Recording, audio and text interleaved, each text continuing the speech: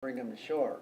And they have what they call uh, waves. You don't just blow a bunch of things and send everybody in. First wave, second wave, and they'd circle. And then they'd say first wave in. So after we loaded got all the troops in, then we went back for the armaments. And I was surprised because the first thing off the ships was medical supplies. I said, why that? And then it dawned on me, you needed that because it was a bad landing like so many of them were. You need medical supplies and doctors and everything.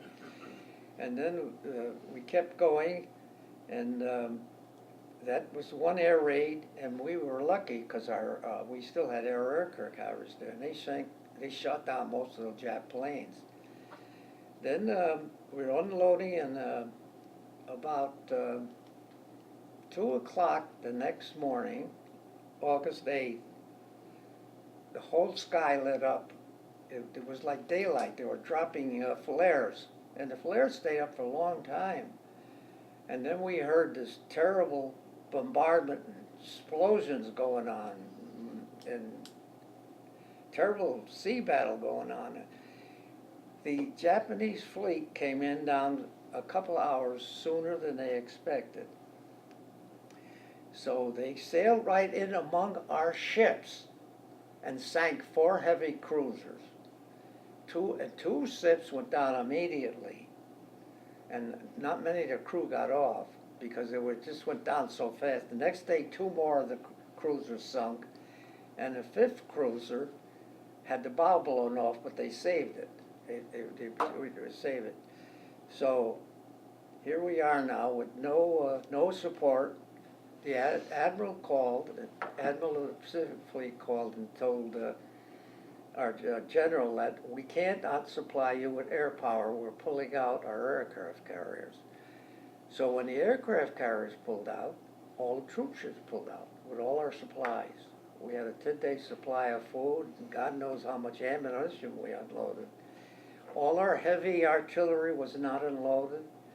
And we needed the heavy artillery to keep the Japanese at bay. So, well, anyway, they pulled out and they took all our equipment to build the aircraft. But thank God our bombers didn't blow up with the Japanese. Or I don't know what we'd have done if we had nothing there, because here we are, and they told us, goodbye, good luck.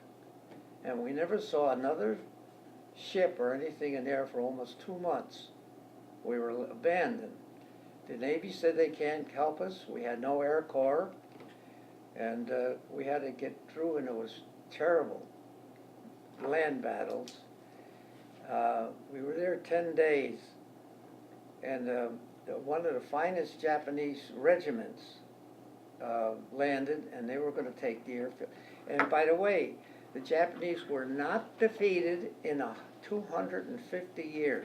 They beat everybody, land and sea, and all the Pacific. They took all the islands in the Pacific at the start of World War II. And so they never were defeated. So this colonel he makes out the papers for General Vandegrift to sign the surrender papers. He had his dress uniform with him, and he was all set because they never lost the battle. It was just going to be another win for them. Well, it wasn't. They met. They came at our group that were defending. They sent a banzai charge of 200 Japanese. They were wiped out completely. Every man died. Then he said 2 more hundred in. Send a banzai with fixed bayonet. Moline, you're going to die, and all that stuff. That was 400 dead in piles. It was just slaughter. Then they decided that they'd go out to the water and send 400 more in and try to outflank the Marines. Another slaughter. So the next day, the whole regiment was wiped out. There was 1,400 dead Japanese in piles in an area that was smaller than a football field. Just piles of them. And they never found the colonel. They never found his papers. They never found his flag that he was going to wave, his regimental flag. As far as we know, he just disappeared. They never found his body or anything. And there was very few, they'd rather fight to the death than surrender. And if bands they charged against machine guns, it was slaughter. So then it went on like that.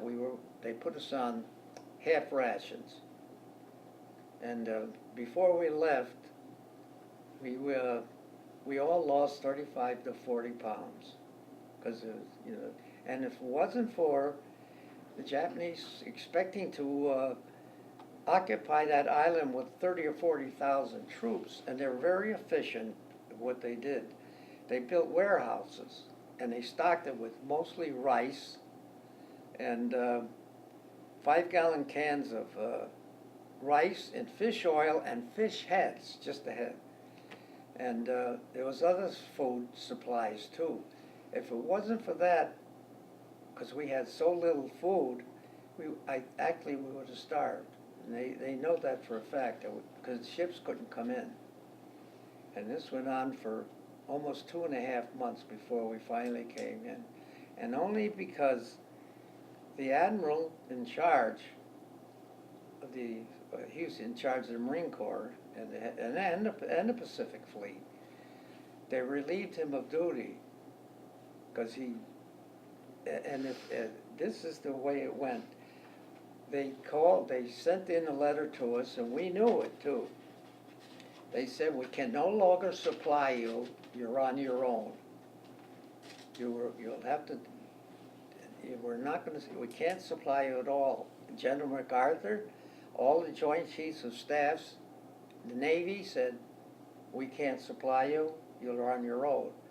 And it got down to Franklin Delano Roosevelt, the president. The president said, we can't take another defeat. The people will just go mad if we lose 15,000 Marines on Guadalcanal. And things changed. They changed the admiral. They put another admiral, and the name was Bull Halsey, and he was very aggressive. And things almost immediately started to get better. They would sneak in 4 or 5 World War I destroyers, and they would put food on the side, and they would put 50-gallon drums. And they couldn't stay because the Japanese fleet controlled the air and they controlled the sea. They'd sneak in with these fast little boats and drop the 50-gallon drums and let us go to shore. It would float. And this went on constantly. It was terrible battles. There was just so many different things that it was just one thing after the other. And then on top of that, we all got malaria, juggler rot, and what else was there? Was another one too. A lot of the fellows got, they called it elephantitis. Your feet would swell up like this, and other parts of you would swell up like that too. And they called it elephantitis because your feet would disappear and your toes would look like an elephant. Well, anyway, this went on for almost 6 months, and then finally they brought an Army group in, and I didn't mention this before, but we had all World War I equipment. We had nothing new. We had the old Springfield rifle. Now, I know you probably know what a bolt action is. 5 shots. Every time you pull the bolt back, push it forward, you pull the trigger. You can do that. And then but the M1, when an Army unit come in, they had the M1s, and that's 8. And all you had to do was, once you got the cartridge in the first one, you could pull the trigger 8 times. And boy, that made a big difference. But our equipment was all old World War I equipment. And finally, before Christmas, and every day we would be bombed by, and we knew when they were coming because the coast watchers, Australian coast watchers, were in the other islands, and they would tell us how many planes were coming in, how many bombers, how many fighters, and they always got there about 12 o'clock. And so we knew they were coming, we could get to shelter. And then for almost 2.5 months, every night, Japanese ships would come in, there was nothing to stop them. They would shell us all night long. And not all night, 2-3 hours. and then they would get away before daylight. And then about 2 weeks after we landed, we had no aircraft, and we heard motors coming. When we heard motors coming, we're diving for shelter. We looked up, and there were American planes.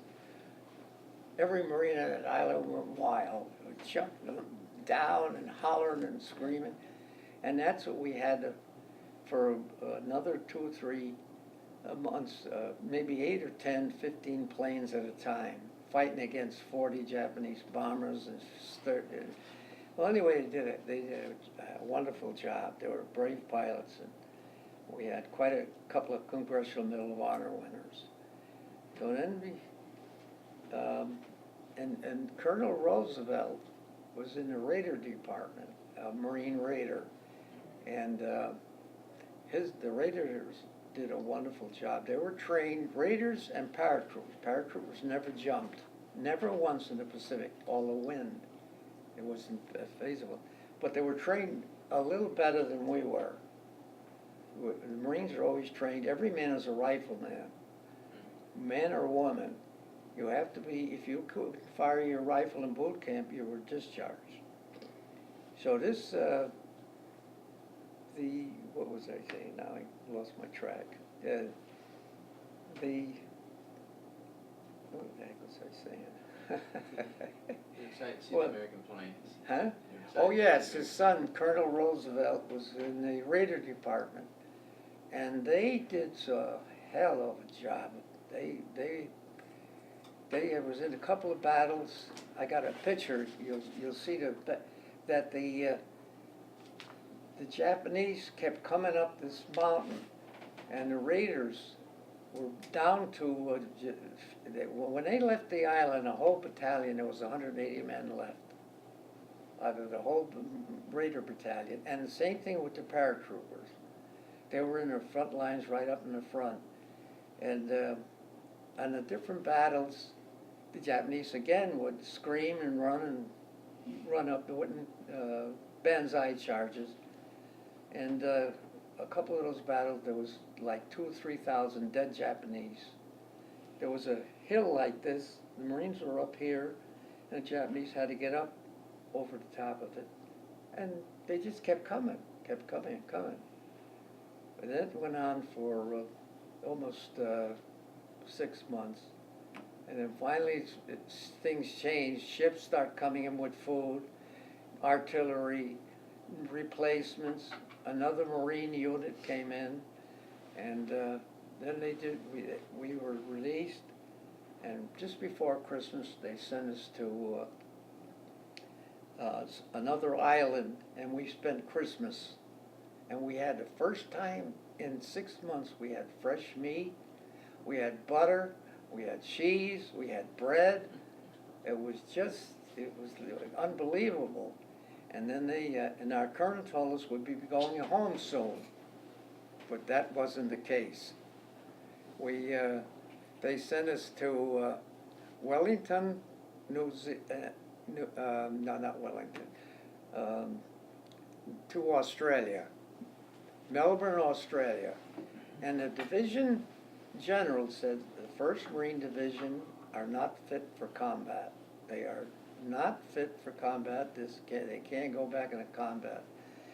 And they sent us to Brisbane, Australia. We never got off the ship. The division, a naval officer, because our medical are all Navy, and he was the general of that group, and he went and got off in Brisbane. He came back. He said, "These men are not going to go into that area. They had enough. They're not going to go anywhere near swamps or anything." So then he sent us down to Melbourne, and there was no facilities for us. So we slept in I don't know if it was a cricket ground or it was an athletic field. We slept on the concrete slabs. And then they finally found a place for us. And in New Zealand, the name of the place was Paikakariki, a Maori name. That was our base in New Zealand. But in this place, they finally got some barracks for us. They moved some Australian girls out of the barracks. And again, all the men were gone, and the Marines volunteered again. And we had a wonderful time there. Yeah, it was just unbelievable. The girls would stop you on the street, give you notes. If you stop on a bus or train, they'd throw notes in, and I'm 18 or 17, I'm so tall, blue eyes, blonde, phone number, call. And it was this way all the time we were there. So after quite a few months, they sent us to New Guinea. But not right away. We went to another island called Goodenough Island to reorganize again and get replacements in. And then after replacements, they sent us to New Guinea, and we stayed there for a while. And on Christmas Day, 1943, we went to Cape Gloucester, New Britain.